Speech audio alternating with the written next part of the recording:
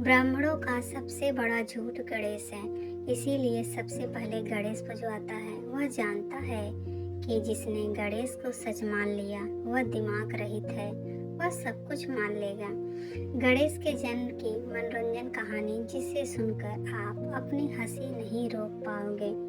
हिमालय के पहाड़ों पर शंकर पार्वती रहते हैं। एक दिन पार्वती को नहाने का विचार बना।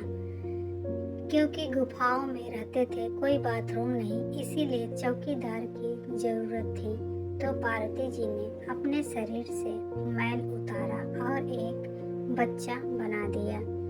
सोचो कितना मैल रहा होगा। और मजे की बात, बच्चा बनते ही बड़ा हो गया और गेट पर खड़ा हो गया, चौकीदारी करने लगा। पार्वती जी ने बच्चे को आदेश दिया था कि किसी भी व्यक्ति को अंदर मत आने देना, मैं नहाने जा रही हूँ।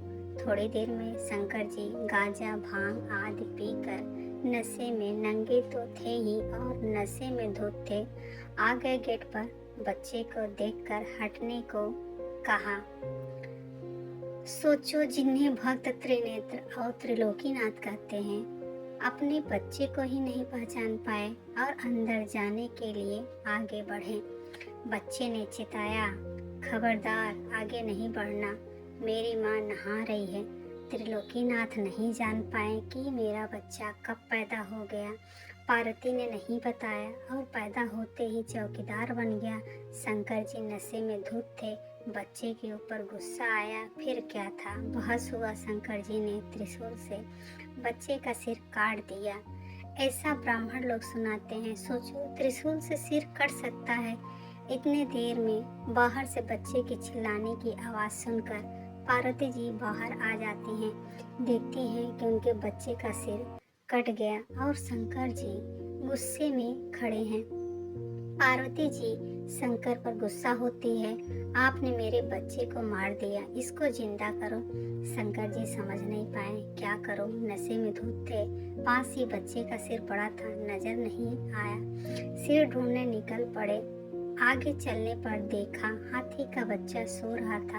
अब सोचो भक्तों, त्रिलोकीनाथ सबकी रक्षा करने वाले निर्दोष हाथी के बच्चे का सिर काट लेते हैं और वापस आकर बच्चे के सिर पर हाथी का सिर जोड़ देते हैं।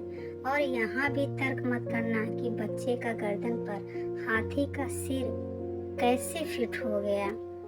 हाथी क्या खाता है, इंसान क्या खाता है, कैसे पचाएगा आदि। और मजे की बात देखो, हाथी का सिर जोड़ने के बाद बच्चे का वजन कम से कम 150 किलोग्राम का हो गया होगा।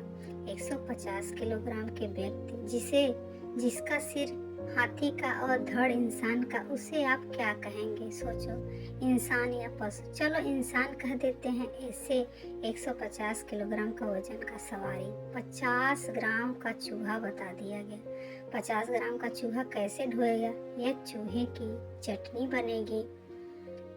क्योंकि धूर्त ब्राह्मणों ने लोगों के दिमाग में पहले ही डाल दिया है कि धर्म के मामले में सवाल नहीं करना चाहिए, इसलिए कुछ भी लिख दिया, बोल दिया, करवा दिया, सब बिना अपना दिमाग लगाए।